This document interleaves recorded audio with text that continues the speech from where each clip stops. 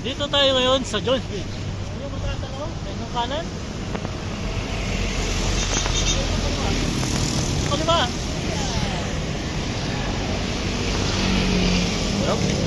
Dito tayo ngayon. Ayun yung park. Yung park. Ayun o. Nagawa pa. Ginagawa pa.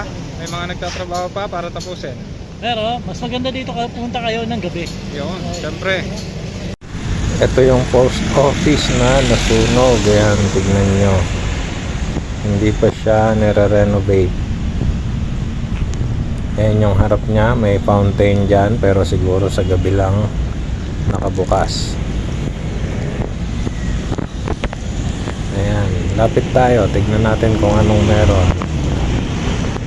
Interviewin natin to si Manong. Alamin natin kung anong masasabi niya.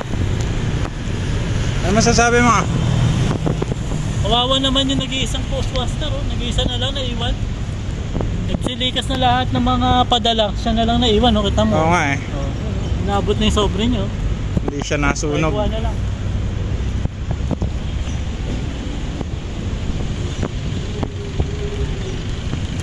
At dumako naman tayo dito sa bagong pasyalan sa tabi ng Jones Bridge. Maraming namamasyal dito paggabi.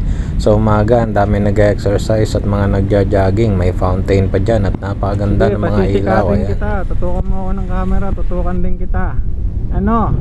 Huwag kang traitor. Umarap ka. Ay, umarap ka dito. Gumaganon pa. Ang lupit. Gumaganon pa. Wala na. Nahilo na ang yung mga viewers.